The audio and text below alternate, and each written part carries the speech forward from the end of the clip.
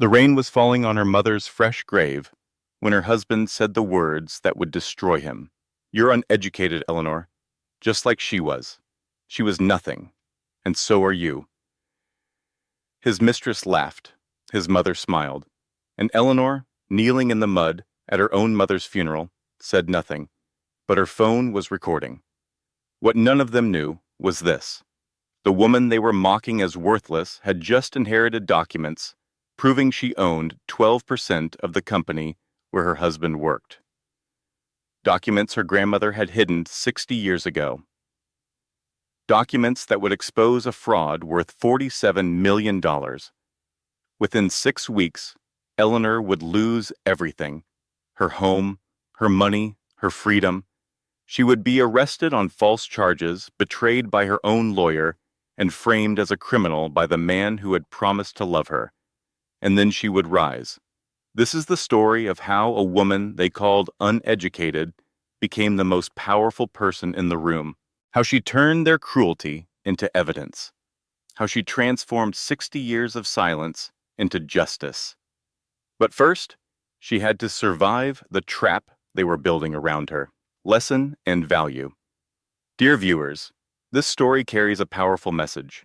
When people underestimate you, when they dismiss you, when they try to make you feel small, remember this truth: silence is not weakness.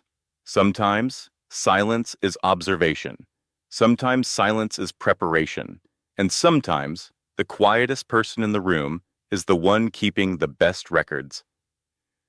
This story will teach you how to protect yourself when the people closest to you become your enemies, how to document abuse, how to build evidence, how to survive betrayal and come back stronger than before. Every woman who has ever been told she was too emotional, too sensitive, or too uneducated needs to hear what happens next. Rain fell softly on the cemetery grounds, turning the freshly turned earth into dark mud. Eleanor Mason. Cole knelt alone at her mother's grave, her black dress soaking through at the knees. She did not care. The cold seeping into her bones felt appropriate somehow, matching the emptiness that had hollowed her out over the past 3 days. Grace Mason had been buried for exactly 47 minutes. The other mourners, all 12 of them, had already retreated to their cars, driven away by the weather and the awkwardness of not knowing what to say. Eleanor had stayed. She needed this moment alone with her mother, needed to whisper the goodbye she had been too shocked to speak at the hospital. Behind her, a car door slammed. Eleanor did not turn around. She recognized the heavy footsteps, the impatient rhythm of expensive shoes on wet grass. Marcus, her husband of 7 years. The man who had checked his watch 11 times during the funeral service. "We need to go," Marcus Cole said, his voice carrying that particular edge of irritation she had grown so familiar with. "The Hendersons' party starts in an hour." Eleanor's fingers tightened around the white roses she had brought. "It's my mother's funeral, Marcus, and she's buried now." He stopped a few feet behind her, close enough that she could smell his cologne mixing with the rain. "What else is there to do? Stand in the mud crying? That won't bring her back." A woman's laugh cut through the air, light, musical, cruel. Eleanor turned her head slightly. Veronica Shaw stood beside Marcus, sharing his umbrella, her arm looped through his with an intimacy that made Eleanor's stomach clench. Behind them both, Patricia Cole examined her manicured nails with practiced disinterest. Her husband, his mistress, his mother, all 3 of them standing over her mother's fresh grave like they were waiting for a table at a restaurant. "You know what your problem is, Ellie?" Marcus continued, using the nickname she had once loved and now flinched at. "You're uneducated, just like she was." He gestured dismissively at the headstone. "Neither of you ever understood how the real world works. You sit around feeling things, crying about things, never actually doing anything that matters." Veronica's smile widened. She was 32, polished, sharp, everything Eleanor had once believed she could never compete with. This is where women like her end up, isn't it? Veronica said sweetly, her eyes moving from the grave to Eleanor and back again, raising daughters just as limited as themselves. It's almost genetic. Eleanor felt the words land like physical blows. Her hands trembled. Her throat closed around all the responses she wanted to scream. Patricia Cole finally looked up from her nails. "Let's go," she said coldly, addressing her son but looking at Eleanor. "There's nothing here worth staying for." They turned and walked away. Marcus did not look back. Veronica did, just once, a triumphant little glance over her shoulder that said everything about who had won and who had lost. Eleanor remained kneeling in the mud. The rain fell harder now, plastering her hair to her face, running down her cheeks and mixing with tears she could no longer distinguish. She stared at her mother's headstone until the letters blurred. Grace Elizabeth Mason, beloved mother, forever remembered. Forever remembered by whom? By a daughter who had let herself be reduced to nothing, by a husband who could not spare 1 hour of respect, by a world that had apparently decided Grace Mason's entire existence was worth dismissing as uneducated. Eleanor reached into her coat pocket and pulled out her phone. The screen was wet, but still functional. She stopped the recording she had started 3 minutes ago when she first heard the car door slam. She had not planned to record anything. It had been instinct, the same instinct that had made her start documenting things 3 months ago when she first noticed money disappearing from their joint account. The instinct her mother had planted in her years before. "Write everything down," Grace used to say. "People lie. Paper doesn't." Eleanor saved the recording to her cloud backup. Then she reached for the chain around her neck, pulling out the small brass key her mother had pressed into her hand during those final moments at the hospital. "Box 247, Grace had whispered, her voice barely audible over the beeping machines. "First National Bank. Everything I couldn't tell you is there. Promise me you'll go alone." Eleanor had promised. She had not understood what she was promising to find. She looked at the key now, turning it over in her palm. Such a small thing, such an ordinary thing, but her mother had guarded it like a treasure, had made her swear to go alone, had waited until her last breath to reveal its existence. Why? What secrets had Grace Mason carried to her grave? Eleanor stood slowly, her joints aching from kneeling in the cold. She looked down at her mother's headstone one final time. "You're right about one thing, Marcus," she whispered. "I am my mother's daughter." She tucked the key back under her dress, feeling its cool weight against her chest. "And you have no idea what that means." Gentier. 3 weeks earlier, Eleanor's life had looked completely different on the surface. She woke each morning at 5:30 to prepare Marcus's breakfast. She ironed his shirts, organized his files, maintained his calendar. She had given up her teaching position 2 years into their marriage because Marcus said it embarrassed him to have a wife who worked with children for poverty wages. She had believed once that these sacrifices were the price of love, that supporting her husband's ambitions was the same as having her own, that his success would become their success, shared equally. She had been wrong. The morning her mother was first hospitalized, Eleanor had been making eggs. "Did you iron my blue shirt?" Marcus had asked, not looking up from his phone.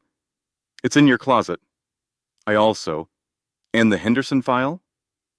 Did you organize it like I asked?" "Yes, but Marcus, the hospital called about my mother. They said her condition has..." "Handle it." He finally looked up, his expression the patient irritation of a man explaining something obvious to a child. "That's what you do, right? Handle the small things so I can focus on what matters?" He left without eating. without asking about her mother, without noticing that Eleanor's hands were shaking. That afternoon, at the grocery store, her card was declined. Eleanor stood frozen at the register, a line forming behind her, watching the screen flash insufficient funds over and over. She checked her phone. The joint account that should have held several $1,000s showed a balance of $47.32. She put items back: bread, milk, the flowers she had planned to bring her mother in the hospital. A woman behind her sighed loudly. The cashier looked embarrassed. Eleanor paid what she could in cash and walked to her car with burning cheeks and a mind full of questions. Where had the money gone? How could Marcus have spent so much without telling her? Was there another account she did not know about? She thought about asking him. She thought about it all the way to the hospital, where her mother lay pale and thin against white sheets. She thought about it while Grace squeezed her hand and asked, "Are you happy, Eleanor? Really happy?" Eleanor had smiled and said yes. Of course, everything was fine. Her mother had looked at her with those knowing eyes, the same eyes Eleanor saw in the mirror every morning, and said nothing. But her hand tightened around Eleanor's fingers, and her expression shifted into something that looked almost like grief. "If anything happens to me," Grace said suddenly, "remember what I taught you. Mom, don't talk like, remember. Write everything down. Keep your own records. Never let someone else control all the keys to your life." Eleanor had nodded without understanding. She had assumed her mother was confused, perhaps feverish.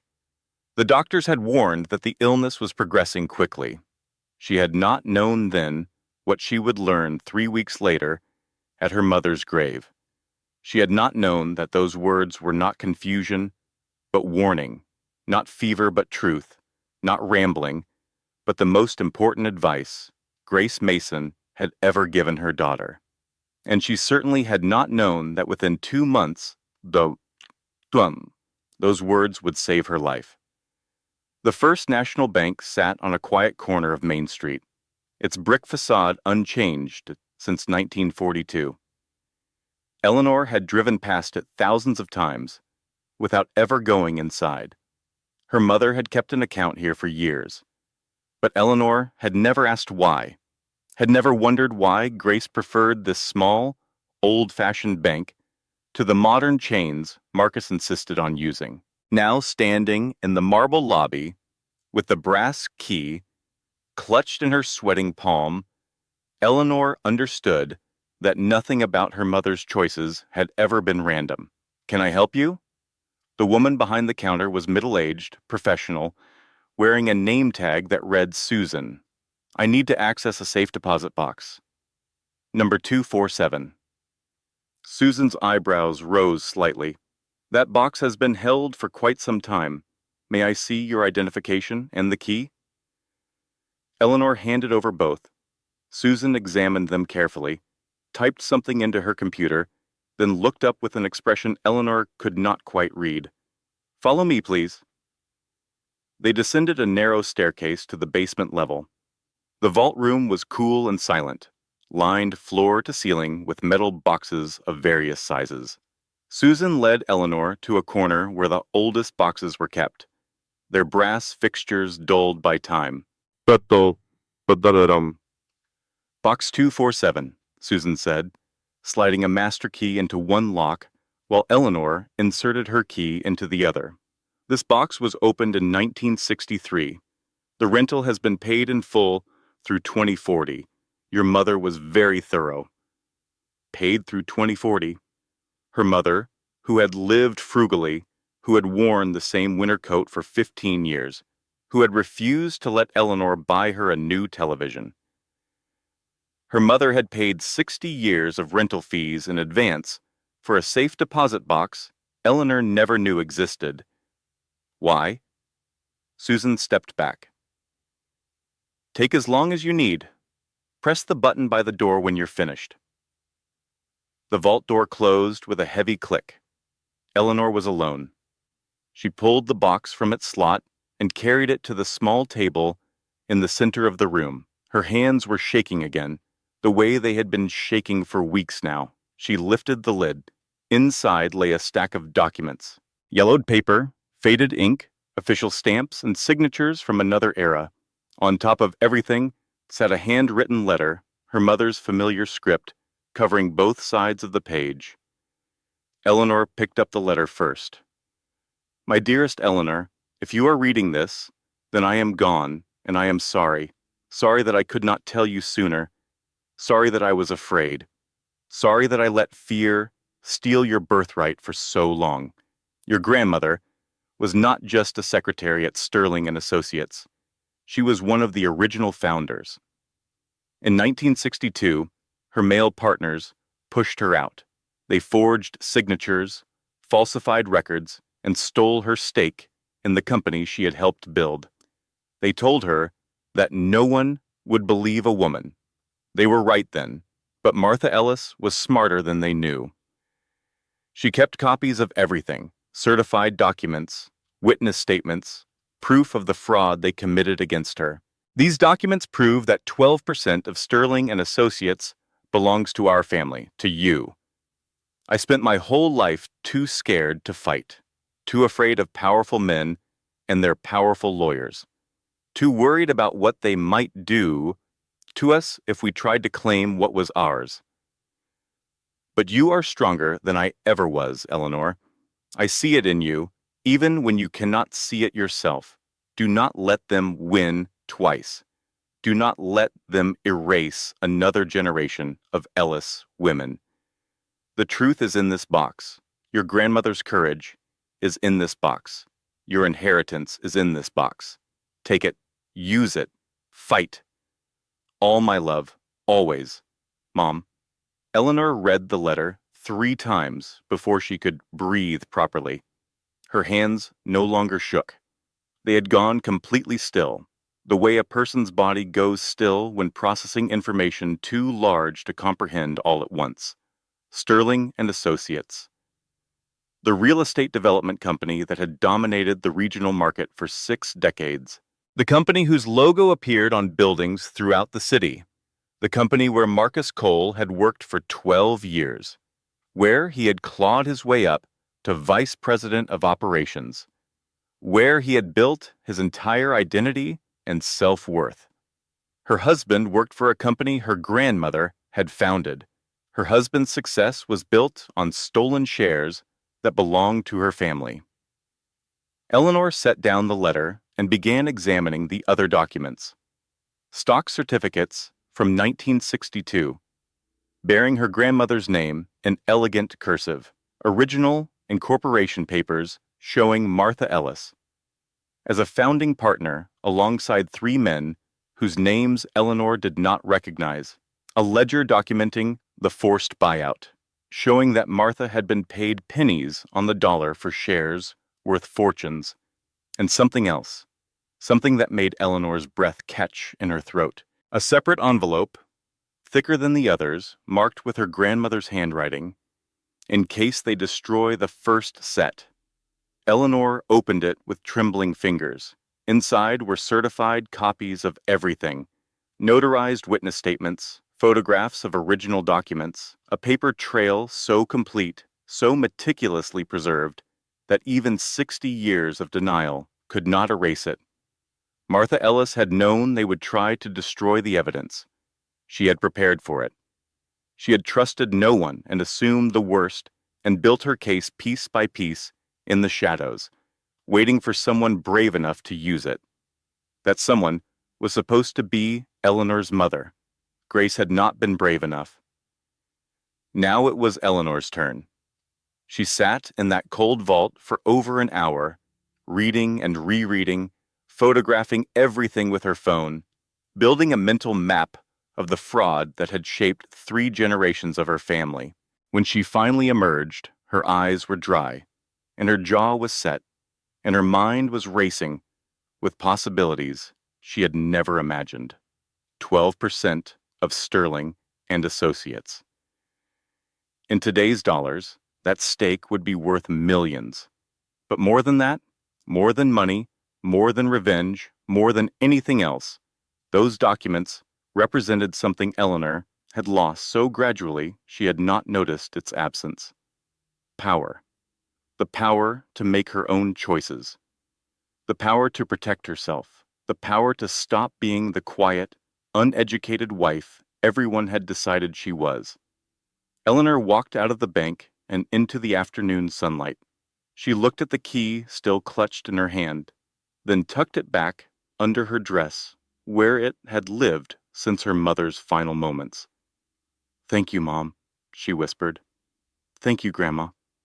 Then she got in her car and drove home, carrying secrets that would burn her life to the ground before she could rebuild it from the ashes. Diane Murphy had lived next door to Eleanor for 4 years. She was 58 years old, retired from 30 years as a paralegal, and possessed the kind of no-nonsense wisdom that came from watching too many marriages crumble through courthouse windows. She was also the only person Eleanor trusted enough to tell. "Good Lord, honey." Diane examined the documents spread across her kitchen table, her reading glasses perched on her nose, a cigarette burning forgotten in the ashtray beside her. "If these are real, you're not just rich. You're one of the largest individual shareholders in a $400 million company." They're real. Eleanor had spent 3 days verifying everything she could verify without alerting anyone. The incorporation records match public filings. My grandmother's signature appears in historical documents from the same period. The notary stamps check out. And Marcus has no idea. No one has any idea. My mother kept this secret for 40 years. Diane set down the papers and removed her glasses, rubbing the bridge of her nose the way she did when thinking hard about something. "Eleanor, I need you to understand what you're holding here. This isn't just money. This is a bomb. The moment you try to claim these shares, every person who has profited from that fraud for the past 60 years will come after you." "I know. Do you? Because we're talking about corporate lawyers, board members, executives who have built their entire careers on foundations they knew were rotten. These are not people who will apologize and write you a check." "I know." "And Marcus." Diane's voice softened. "Your husband works for these people. His whole identity is wrapped up in that company. When he finds out, he's not going to find out. Not yet." Diane studied her for a long moment. "What exactly are you planning, honey?" Eleanor had been asking herself that question for 3 days. The answer had slowly crystallized, shaped by years of being dismissed and diminished and told she did not understand how the world worked. "First, I need a lawyer, a good one, not connected to Marcus or his family or anyone at Sterling. Someone who specializes in corporate fraud and inheritance claims." "I might know someone. Ruth Blackwell. She handled a few cases when I was still working. Tough as nails, expensive as hell, but she gets results." "Can you set up a meeting?" Diane nodded slowly.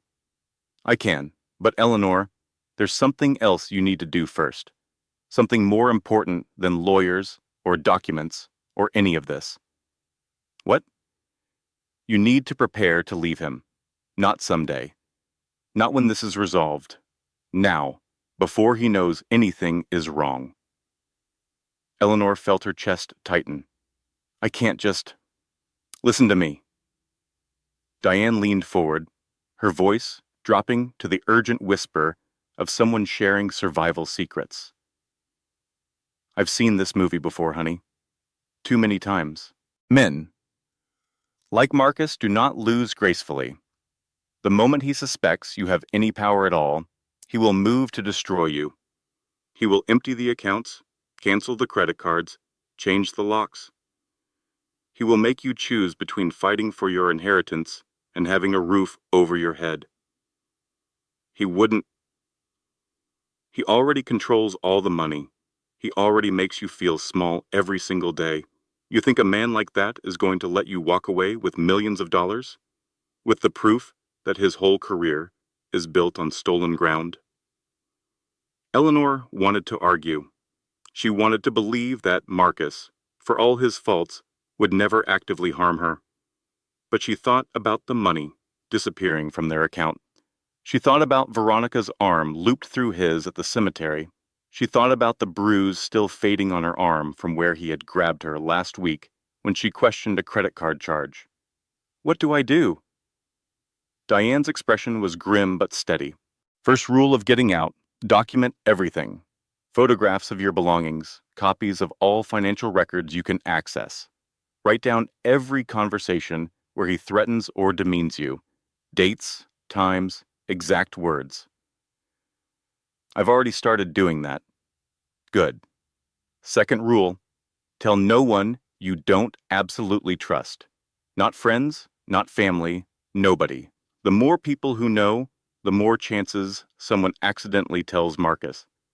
Just you then, and the lawyer. Third rule, and this is the most important one.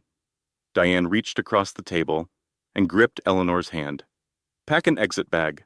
Tonight cash, copies of your important documents, phone charger, change of clothes. Hide it somewhere Marcus will never look. You would be amazed how many women cannot leave because they cannot find their own passport.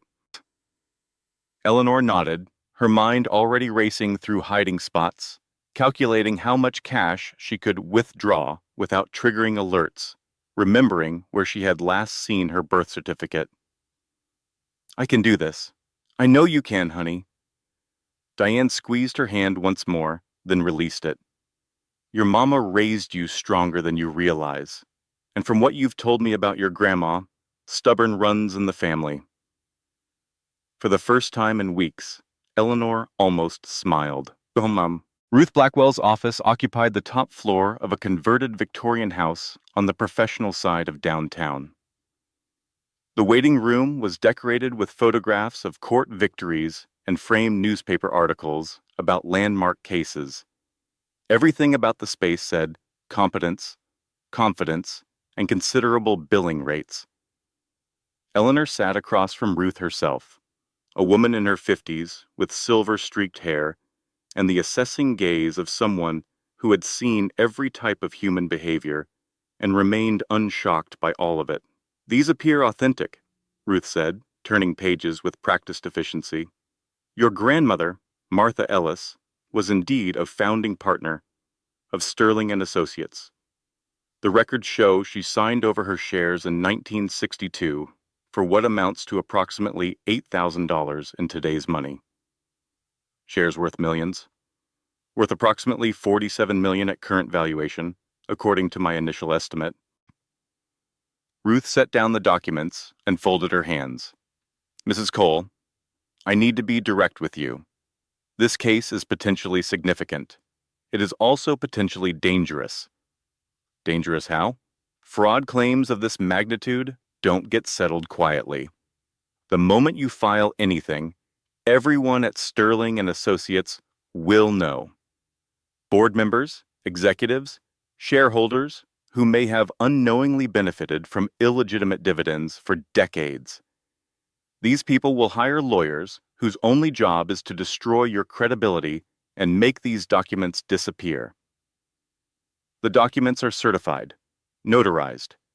There are witness statements, all of which can be challenged, all of which require proof of chain of custody, all of which depend on courts believing a story that powerful people will spend enormous resources to discredit.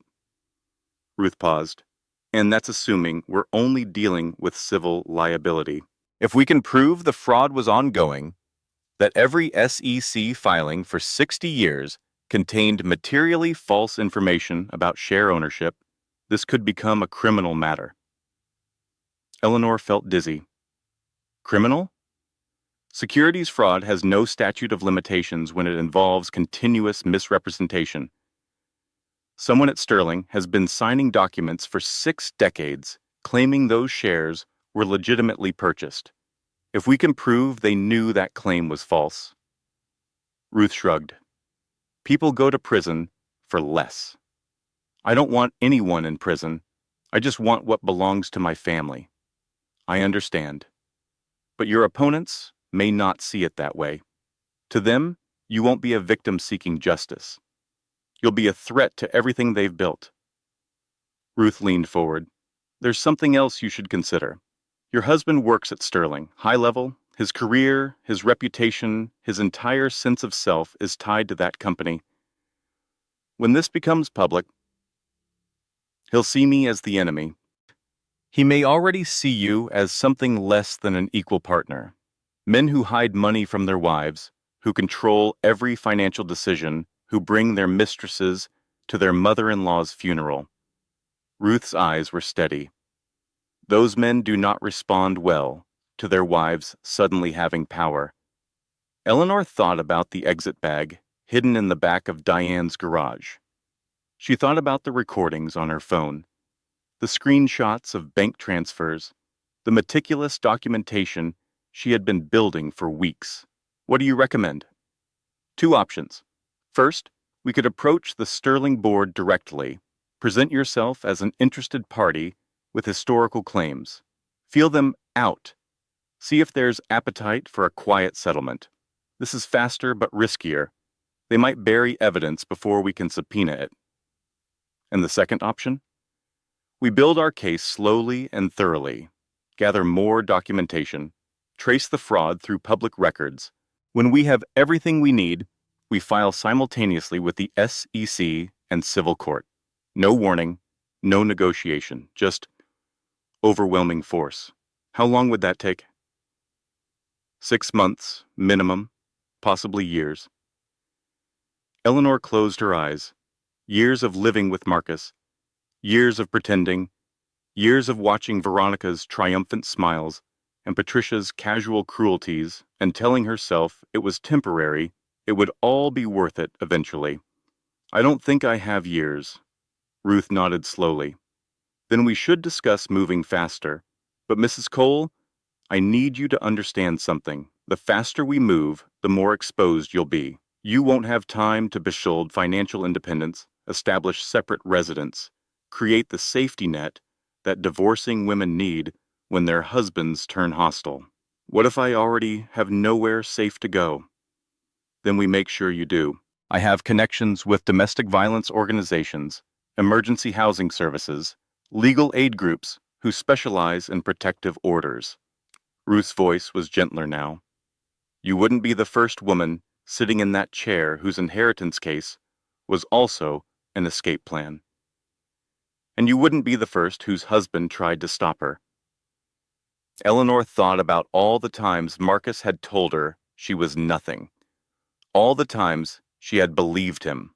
All the times she had shrunk herself smaller and smaller until she fit neatly into the corner he had assigned her. She thought about her grandmother Martha, who had been erased from history but had spent years preserving proof of her own existence. She thought about her mother Grace, who had been too afraid to fight but had made sure her daughter would have the weapons to try. Let's move faster, Eleanor said. Whatever it takes. Ruth smiled, but it was the smile of someone who knew exactly how much pain lay ahead. Then let's get started. The first sign that something had gone wrong came 3 days after Eleanor's meeting with Ruth. She arrived at Sterling and Associates headquarters for what was supposed to be a preliminary conversation with the Shareholder Relations Department. Ruth had arranged the meeting carefully, presenting Eleanor as an interested party with historical documentation rather than an angry heir demanding millions. The lobby was impressive: marble floors, soaring ceilings, tasteful art suggesting success without ostentation. Eleanor signed in at the reception desk, wearing her most professional outfit, clutching a folder containing nothing but introductory correspondence. The real documents were still locked in Ruth's safe. Someone will be down shortly, the receptionist said. Eleanor waited. 5 minutes, 10, 15. The elevator doors finally opened, and Eleanor's stomach dropped. Veronica Shaw stepped out, her heels clicking against marble, her smile sharp as a knife. Eleanor, what on earth are you doing here? Eleanor forced herself to stay calm. I have a meeting with shareholder relations. A meeting? Veronica's eyebrows rose. With whom? It's personal business. How interesting. Veronica moved closer, her voice dropping to that intimate register that always made Eleanor feel small. You know, Eleanor, it's sweet that you're trying to involve yourself in important matters, but this world can be very complicated for people who didn't grow up in it. Eleanor said nothing. She was thinking about the recording app on her phone, wondering if she could activate it without Veronica noticing. Why don't I walk you up? Veronica continued. I know everyone in that department. I'm sure I can help. There was no graceful way to refuse. Eleanor followed her to the elevator, watching Veronica's reflection in the mirrored doors, seeing the calculation behind those perfectly made-up eyes. The shareholder relations office was staffed by Gerald Morrison, a man in his 60s with the tired patience of someone who spent his days explaining complex financial matters to people who did not understand them. Mrs. Cole, he said, gesturing toward a chair, I understand you have some historical documentation regarding company ownership. Veronica had positioned herself in the corner, supposedly checking her phone, but clearly listening to every word. Eleanor glanced at her, then back at Gerald. Warning bells were screaming in her head. This felt wrong. This felt like a trap. Actually, Eleanor said slowly, I've realized this should be handled through my attorney. I apologize for wasting your time. She stood to leave. Mrs. Cole? Gerald's voice was gentle, but firm. If there's a legitimate claim, we would certainly want to address it properly. May I at least see what you have? My attorney will be in touch. Eleanor walked out as quickly as dignity allowed. In the elevator, her hands were shaking. Through the closing doors, she caught a glimpse of Veronica already on her phone, speaking urgently to someone. She knew, with horrible certainty, exactly who that someone was. Gemk. The house was dark when Eleanor arrived home. She entered quietly, hoping to reach the bedroom before Marcus noticed she was back. She made it 3 steps before the living room lights clicked on. Marcus sat in his favorite chair, arms crossed, expression cold. Patricia stood behind him like a sentinel. Where are the documents, Ellie? Eleanor's heart stuttered. What documents? Don't play stupid. You went to Sterling today. You talked to Gerald Morrison. You mentioned shareholder claims. His voice rose with each sentence. Where are they? I don't know what your... Check her bag, Patricia said. Marcus was across the room before Eleanor could react, grabbing her purse and dumping its contents on the coffee table. Nothing but normal items, wallet, keys, phone, lipstick. The car, Patricia said. The bedroom, search everywhere. Those documents are my property. Eleanor's voice came out stronger than she expected. My inheritance. You have no right. Marcus laughed. It was an ugly sound. Your inheritance? You don't have anything, Ellie. You never have. Everything in this house is in my name. The cars, the accounts, everything. Not this. This belonged to my grandmother, my mother, me. Then where is it? Eleanor thought about Ruth's office safe. She thought about the cloud backup on her phone. She thought about every lesson her mother had ever taught her about never putting all your eggs in one basket. Somewhere, you'll never find it. Marcus's face twisted. He crossed the distance between them in 2 steps and grabbed her arm, his fingers digging into the same spot he had bruised before. You're going to tell me, one way or another. Let go of me, or what? You'll call the police? Tell them what? That your husband asked about some papers? He squeezed harder. Eleanor felt tears spring to her eyes, not from fear, but from the humiliation of being reduced to this. A woman trapped in her own home, threatened by the man who had promised to protect her. Marcus? Patricia's voice was sharp. Don't leave marks. It complicates things. He released her suddenly, stepping back, composing himself into something that looked almost civilized. You have 24 hours to hand over those documents, or I will make your life very, very difficult. Eleanor ran. She grabbed only her phone and her keys and the emergency cash she had hidden in a tampon box because Marcus would never look there. She drove to Diane's house with shaking hands and a bruise already blooming on her arm and the terrible certainty that her 24 hours would not be enough. The next morning, Eleanor woke on Diane's couch to the sound of sirens. She looked out the window and saw police cars in her own driveway, 2 houses down, officers moving around her front door, Marcus standing on the porch, a bandage wrapped dramatically around his forehead, Patricia supporting his arm. What the hell? Diane appeared beside her, coffee mug frozen halfway to her lips. Eleanor's phone buzzed. A text from Ruth. Where are you? Marcus filed a police report. They're looking for you. She was still staring at the message when someone knocked on Diane's door. Officer Daniels was apologetic, but firm. Eleanor Cole? You're under arrest for domestic assault and theft of marital property. That's insane. Ma'am, please don't resist. The handcuffs were cold against her wrists. Through Diane's doorway, she could see Marcus watching, a small smile playing at the corners of his mouth. Veronica had arrived too, rushing to comfort him with exaggerated concern. I'll call Ruth, Diane shouted as they led Eleanor to the police car. Don't say anything until she gets there. Eleanor looked back once. Patricia was waving, actually waving, like she was seeing off guests after a pleasant dinner party. The police car door closed. Eleanor sat in the back seat, hands bound, future crumbling. She had underestimated him. She had thought she was being careful, thought she was playing a game she could win. She had been wrong. And now, Marcus held all the cards, and she was heading to jail, and everything she had fought for was slipping away before she had even begun to fight.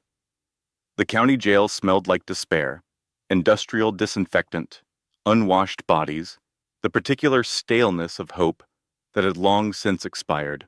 Eleanor sat on a metal bench in a holding cell, still wearing the clothes she had slept in at Diane's house. Her hair tangled and her eyes red from tears she refused to let fall where anyone could see. 4 hours. She had been here 4 hours, and still no sign of Ruth. A guard finally approached. Cole, your lawyer's here. The interview room was small and cold.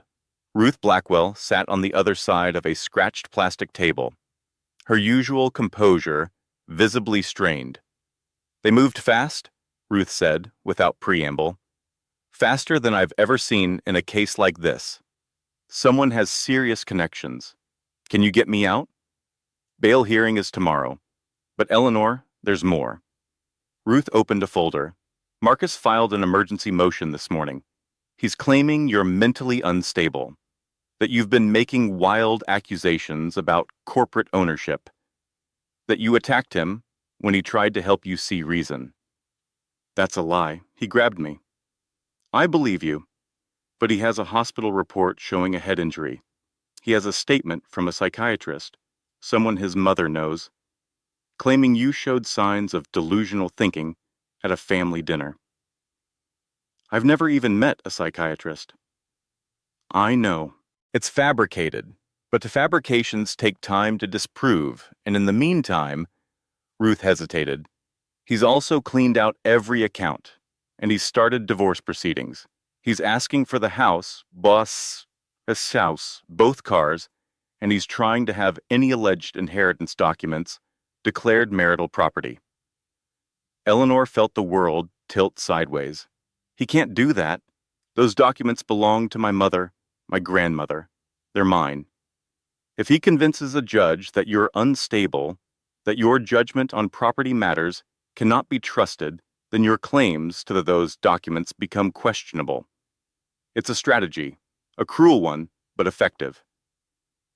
What do I do? Ruth's expression was grim. We fight. But I won't lie to you, Eleanor. Right now, he's winning. The bail hearing was a formality designed to break her. Judge Harold Vance looked bored, the expression of a man who had seen too many domestic disputes to find any of them interesting. Marcus sat in the gallery with Patricia, both dressed impeccably, wearing expressions of concerned citizenship. His attorney painted Eleanor as erratic, violent, delusional, a woman who had made wild claims about corporate fraud, who had attacked her husband when confronted, who posed a genuine danger to herself and others. Ruth countered with Eleanor's clean record, the suspicious timing of the charges, the likelihood that Marcus's injury was self-inflicted. But she had no proof, not yet. Not enough. Bail is set at $50,000, Judge Vance announced. Ruth turned to Eleanor. Do you have anyone who can... He took everything. There's no one. The gavel fell. Eleanor was led away. As she passed Marcus, he leaned in close enough to whisper, I told you, you have nothing. That night, lying on a thin mattress in a cell that smelled like someone else's despair, Eleanor finally allowed herself to cry. She had lost everything, her freedom, her home, her money, her claim to her mother's legacy. Even the key, her grandmother's key, had been taken during processing. She thought about her mother dying in that hospital bed, pressing the key into her palm. She thought about her grandmother Martha, erased from history, spending decades preserving proof of her own existence. She thought about all the women who had come before her, fighting and losing and fighting again. Had any of them felt this small, this helpless, this utterly defeated? Her phone was gone, but she could imagine the messages piling up. Marcus gloating, Patricia planning, Veronica measuring the drapes in what would soon be her new home. Mom, Eleanor whispered to the cracked ceiling, I don't know how to do this. I tried. I really tried, but I don't know how to win against people who make all the rules. No answer came. The ceiling remained cracked. The cell remained cold. The darkness remained complete. Eleanor closed her eyes and waited for morning, hoping something would change. She did not yet know that someone had already started working to change it. The next morning, the guard appeared at her cell with an expression of poorly concealed surprise. Cole, someone posted your bail. Eleanor walked out of the jail into blinding sunlight. She squinted, confused, expecting to see Ruth, or perhaps some representative from legal aid. Instead, she saw Diane. And beside Diane, a nervous-looking man she did not recognize. Good Lord, honey. Diane wrapped her in a fierce hug. You look terrible. Diane, how did you... I refinanced my house. No, Diane, I can't let you... Hush. You can pay me back when this is over. Besides... Vince, Diane gestured toward the nervous man. This young gentleman reached out to me, said he had information that might help. Eleanor turned to study him. He was around 40, wearing clothes that suggested IT professional, and an expression that suggested someone who had made a difficult decision and was still uncertain it was the right one. Who are you? My name is Tommy Richardson. I work in IT at Sterling and Associates. I've been there 15 years. He glanced around nervously. And I've seen things, Mrs. Cole. Things that might help you. Things that might help both of us. Diane's living room had become a war room. Tommy Richardson sat at the kitchen table with his laptop open, pulling up documents that made Eleanor's head spin. Financial records, internal emails, Transfer logs that showed money moving in patterns designed to look innocent, but were anything but. 6 months ago, Tommy explained, I was asked to adjust some financial records, make certain discrepancies disappear. I said no.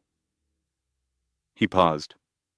Since then, I've been documenting everything, creating backups, building a paper trail that nobody at Sterling knows exists. Why? Eleanor asked. Why risk your job? Your career? Because I have a daughter. Tommy's voice was quiet but steady. She's 17. She wants to study business. And I keep thinking about what kind of world I want her to inherit. One where people like Marcus Cole get away with everything, or one where someone, somewhere, finally says enough. Eleanor understood that feeling. She had felt it standing at her mother's grave. She had felt it reading her grandmother's letter in that bank vault. The moment when personal grievance transforms into something larger, something that matters beyond yourself. What exactly have you found? Tommy turned his laptop so she could see the screen. There's a group at Sterling, Marcus, Veronica, the CFO, a few others. They've been skimming from client accounts. Small amounts at first, now millions. They doctor the records, forge signatures, route the money through shell companies. Anyone who gets suspicious gets discredited or quietly pushed out. Like you? I've been sidelined for months, passed over for promotions, given performance reviews that don't match my actual work. They're building a case to fire me, same as they're building a case to destroy you. He met her eyes. But here's the thing, Mrs. Cole. Your inheritance documents? They're real. I've seen the original company records. Your grandmother, Martha Ellis, was absolutely a founding partner. The fraud against her is documented in internal files that have been buried for 60 years. Can you prove it? I can prove Marcus knew about it. I can prove the current executives knew about it. I can prove they actively concealed it and continued to file false SEC reports, knowing the share ownership was fraudulent. Tommy's expression hardened. What I can't do is make anyone listen, not without someone who has standing to bring a claim, not without someone they can't dismiss as just another disgruntled employee. Eleanor felt something shift in her chest. Hope, maybe, or purpose. Some combination of both. You need me. You need me too. Your lawyer has the inheritance documents, but Marcus is trying to get them frozen. My evidence proves the fraud was ongoing, proves Marcus was involved, proves the cover-up goes all the way to the top. Together, we have everything. Apart, we have nothing. Diane had been listening silently. Now she spoke. The enemy of my enemy, and all that? Something like that? Tommy closed his laptop. Mrs. Cole, I've been watching your husband for 3 years. I've seen how he treats people he considers beneath him. I've seen how he takes credit for others' work and destroys anyone who threatens his image. Men like him don't stop. They don't feel remorse. They just keep climbing over the bodies of everyone they've crushed. I know. Do you? Because what I'm proposing isn't just about getting your inheritance back. It's about exposing everything. The fraud against your grandmother. The embezzlement happening right now. The way that company has destroyed careers and lives to protect the people at the top. He paused. Some of those people will go to prison. Marcus might go to prison. Are you prepared for that? Eleanor thought about the grave, the rain, the word uneducated thrown at her like a weapon. I'm prepared for the truth, she said. Whatever comes with it. Ruth Blackwell's office had never felt so crowded. Eleanor, Diane, and Tommy sat on one side of the conference table. Ruth sat on the other, reviewing Tommy's evidence with the focused intensity of a hawk spotting prey. This is remarkable, Ruth finally said. The embezzlement alone would be enough to bring criminal charges.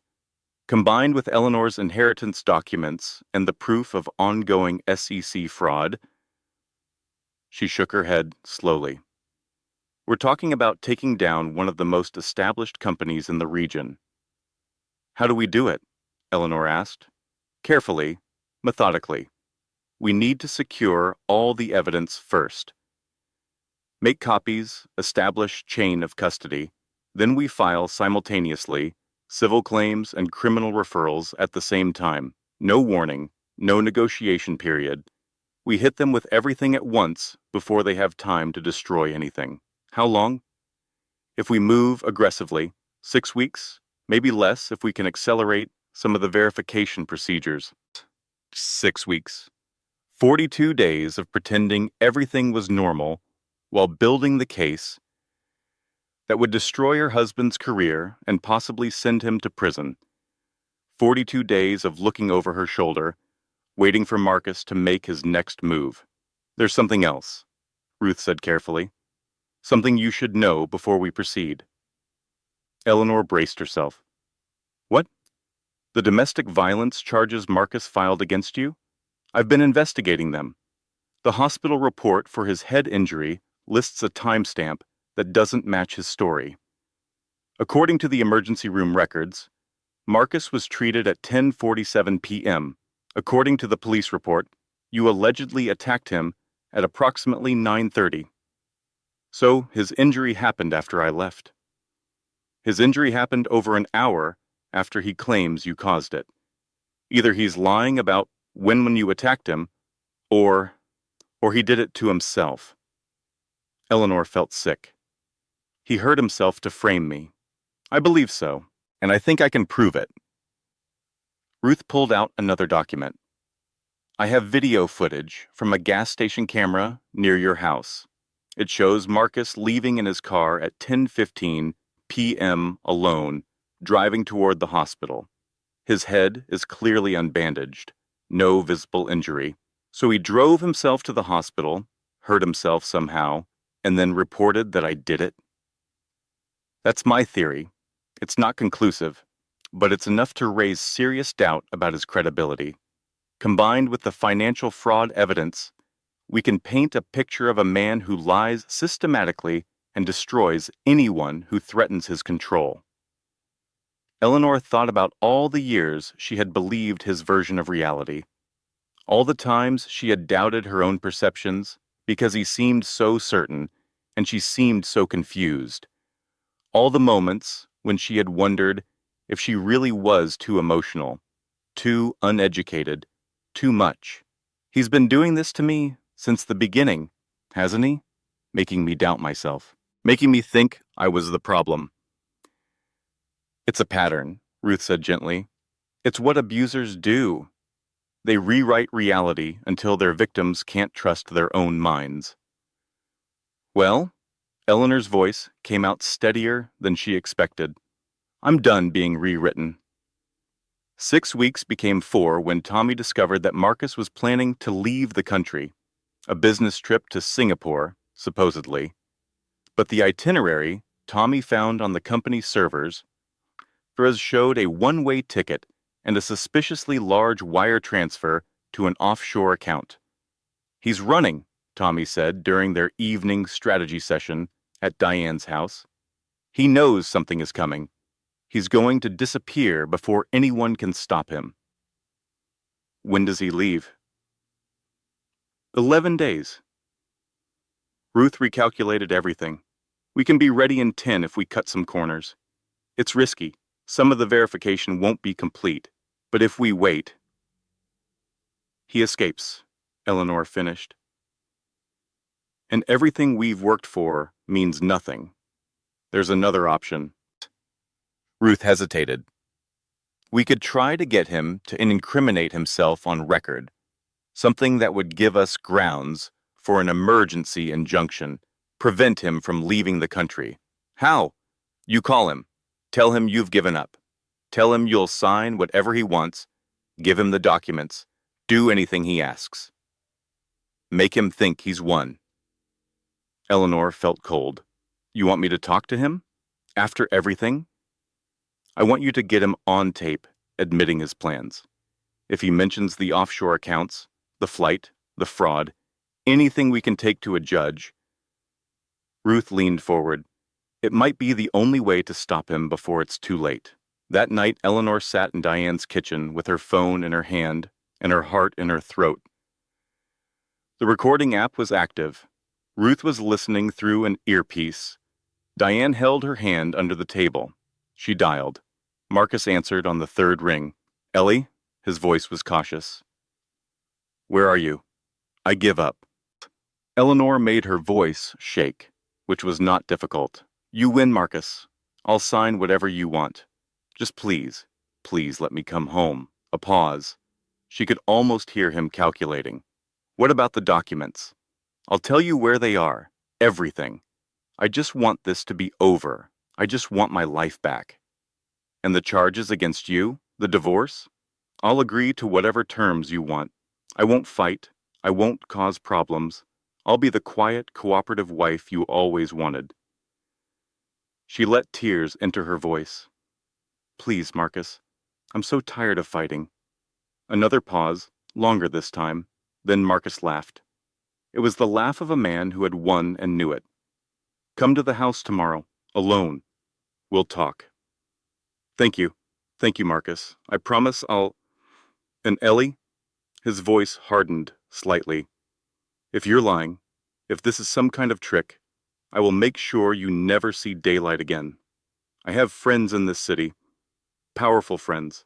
I can make you disappear in ways your little lawyer can't even imagine. I understand.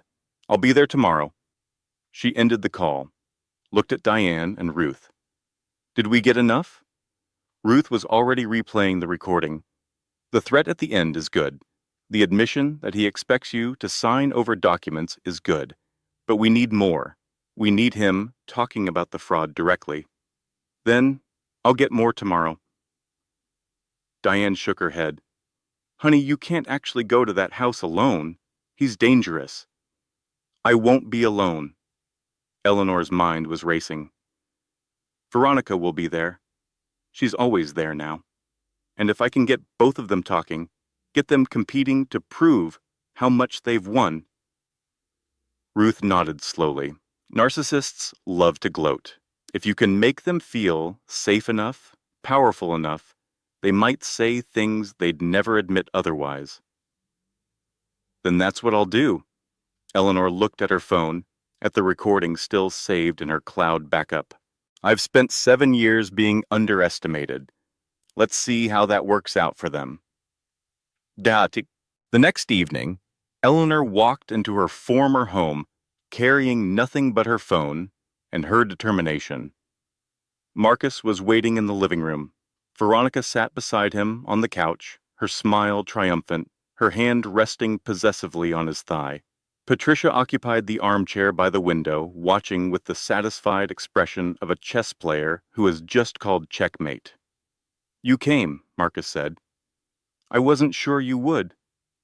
I meant what I said. Eleanor kept her voice meek, her posture small.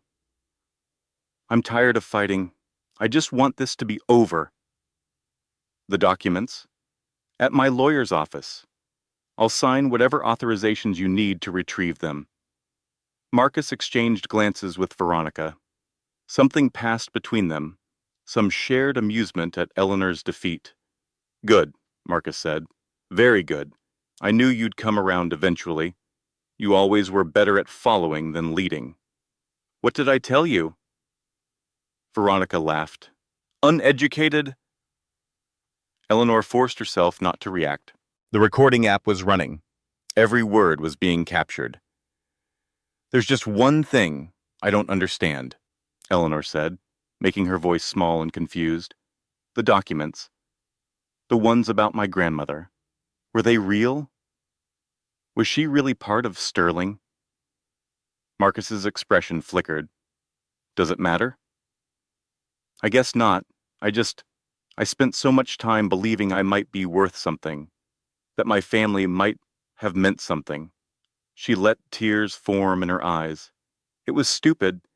You were right all along. I don't understand how the world works. Veronica leaned forward, enjoying the show. Your grandmother was a secretary who got above herself. The founders humored her for a while. Let her think she was important. When she became a liability, they paid her off. She smiled. It's what happens to women who don't know their place. But the documents were probably forged, Marcus interrupted, or misrepresented. Your mother was confused. She wanted you to believe you were special. As his voice dripped with false sympathy. You're not special, Ellie. You never were. Some people are meant to build empires. Others are meant to support them. You should have accepted your role. Eleanor nodded, keeping her expression defeated. But inside, she was cataloging every word, every admission, every moment of cruelty recorded and preserved. What happens now? She asked. Now you sign the divorce papers. You take whatever settlement we offer, which won't be much, and you disappear. Marcus stood, crossing to the bar to pour himself a drink. I have a business trip coming up. Singapore. Very important meetings. When I come back, I expect all of this to be finished. Singapore, Eleanor repeated carefully. That sounds exciting. It's necessary. Marcus's voice was casual, confident. There are opportunities there that don't exist here. Certain financial arrangements that work better in international markets. He smiled. Not that you'd understand. Eleanor understood perfectly. He was talking about the offshore accounts, the escape plan, the stolen money he was planning to take with him. And when you come back? She asked. When I come back, Veronica and I will finally be able to build the life we deserve. Without distractions, without obligations, without dead weight. He raised his glass toward her. No offense, Ellie, but you were always dead weight. Veronica laughed again. Patricia nodded in approval, and Eleanor, sitting small and broken on the couch, smiled inwardly because they had just given her everything she needed. Thank you for explaining, she said quietly. I think I finally understand. Eleanor left the house with her phone full of recordings and her heart full of something she had not felt in years.